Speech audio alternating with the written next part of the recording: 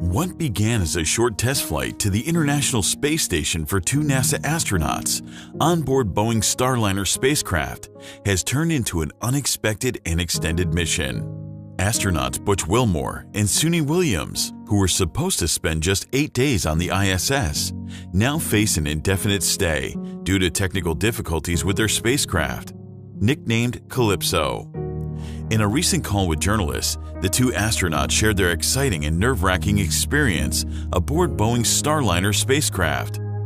Their mission, meant to be the final test before regular astronaut missions, has turned into a journey filled with unexpected problems and quick thinking. Boeing Starliner, also known as the CST-100 Starliner, is a spacecraft created by Boeing for NASA's Commercial Crew Program. It's designed to carry astronauts and cargo to the ISS. The Starliner can hold up to 7 astronauts, or a mix of crew and cargo, making it versatile for 2 different missions. One of the standout features of the Starliner is its reusability. It can be used for up to 10 missions with just a 6-month turnaround between flights, which makes it cost-effective and sustainable. The spacecraft is compatible with several launch vehicles, such as the Atlas V, Delta IV, and Falcon 9. Thanks to its autonomous flight capabilities, the Starliner can fly independently and allow the crew to take manual control if necessary. For landing, it uses parachutes and airbags to touch down on solid ground, making it easier and faster to access the spacecraft after missions. The development of the Starliner is part of NASA's broader effort to ensure safe, reliable, and cost-effective transportation to and from the ISS. In 2014, NASA selected SpaceX and Boeing to develop spacecraft for this mission. SpaceX was tasked with developing the Crew Dragon, while Boeing worked on the Starliner. NASA awarded Boeing $4.2 billion and SpaceX $2.6 billion. The funding discrepancy was partly due to Boeing's arguments about SpaceX's reliability. SpaceX's Crew Dragon quickly made significant strides. By March 2019, the Crew Dragon completed its first uncrewed flight to the ISS, demonstrating its ability to dock and return to Earth. This success was followed by the Demo 2 mission in May 2020, which marked the first crewed flight of Crew Dragon, safely transporting 2 astronauts to the ISS and back.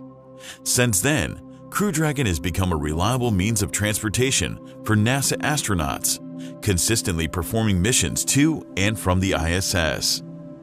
In contrast, things haven't been smooth for Boeing Starliner. The first major test, the uncrewed orbital flight test in December 2019, encountered issues.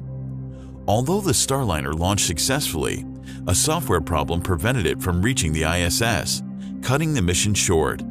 In 2022, Boeing attempted a second uncrewed flight test, which was successful. The Starliner completed its mission to the ISS, docking and returning to Earth without significant issues. After a successful uncrewed mission, it was time for Boeing Starliner to carry astronauts to the ISS. If this crewed mission went smoothly, Starliner would be approved for regular flights to the ISS. The crew flight test was initially set for May 6, 2024. However, a problem with an oxygen valve on the ULA Atlas rocket led to the launch being canceled just 2 hours before the scheduled time. Additionally, a helium leak in the Starliner service module, discovered during the May 6th attempt, caused further delays. A subsequent launch attempt on June 1st was also aborted just 3 minutes and 50 seconds before liftoff. Starliner successfully completed its countdown and launched on June 5th. Originally, it was scheduled to undock from the ISS and return to Earth on June 14th. However, things didn't go as planned. In a candid conversation with journalists, astronauts Butch Wilmore and Sunita Williams shared their gripping experience aboard Boeing Starliner spacecraft. Wilmore described that the mission began with an awe-inspiring launch. He said that the launch was spectacular and truly amazing. As the rocket roared through the atmosphere, the astronauts felt the intense pressure of acceleration before the relief of microgravity enveloped them. When Starliner reached orbit, the initial moments in space were marked by thorough checks of the spacecraft's operational capabilities.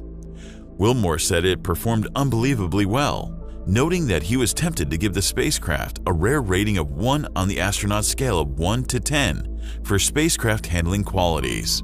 Launch was spectacular. I mean, truly amazing. And then we got into our operational capabilities checks, and the spacecraft performed unbelievably well. We have these things called Hooper-Carper's rating scale, 1 to 10, 1 being the best, 10 being the worst. I've never given a 10 in all my flight test year, a 1 in all my flight test years on a Hooper-Carper rating scale for handling qualities, but I was tempted. That's how precise this spacecraft controlled in all aspects of the various tests we did. I won't go into those details of what the tests were, but it was truly amazing the precision that this spacecraft held. However, the mission's smooth course took a drastic turn on the second day. As they approached the ISS, one of the Starliner's 28 reaction control system, or RCS thrusters, unexpectedly shut down, followed by another. The astronauts were forced to take manual control for over an hour, while ground teams scrambled to troubleshoot the issue. Ultimately, 5 RCS thrusters shut down. Though some thrusters were restored, the spacecraft's thrust remained degraded. Despite these challenges, Starliner managed to dock with the ISS with remarkable precision, even in automatic mode. The astronauts' experience highlighted significant issues with the Starliner, prompting NASA to conduct further investigations. Engineers discovered 5 leaks in the spacecraft's helium supply, which pressurizes its propulsion system. These leaks and thruster failures are now the focus of extensive testing at NASA's White Sands Test Facility in New Mexico. NASA's priority is to ensure the return trip will be safe. Engineers are working to replicate the unexpected issues that arose mid-flight and ensure the thrusters perform reliably on the return journey. In the meantime, Wilmore and Williams are busy with experiments and station maintenance aboard the ISS. NASA officials maintain that Starliner remains cleared for return in case of emergency on the space station. The well-provisioned ISS can accommodate Wilmore and Williams' extended stay, but the clock is ticking on Calypso's certification limit. Starliner is designed for 6-month stays at the ISS, but Calypso is only certified to dock for 45 days on this first crewed flight. Without recertification, the spacecraft could only remain docked until July 20th. Various backup systems might extend this period to 72 days if necessary. In spaceflight forums and on social media, some have speculated if Starliner proves unable to return to Earth, a rescue mission could be mounted via SpaceX's Crew Dragon. Although this scenario seems far-fetched, and even NASA has stated that there's no plan to use SpaceX's Crew Dragon to rescue the Starliner astronauts, it highlights the irony of Boeing's current predicament. Both companies were tasked with building reliable spacecraft for NASA, yet SpaceX's Crew Dragon, awarded a lesser share, has outpaced Starliner in performance and reliability. Starliner has already cost Boeing around $1.5 billion. Boeing's Starliner story highlights the importance of thorough testing and the resilience of astronauts and engineers.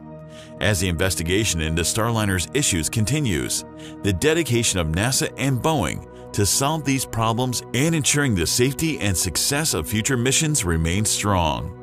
Recently, astronomers discovered a record-breaking black hole in our galaxy, lurking surprisingly close to us.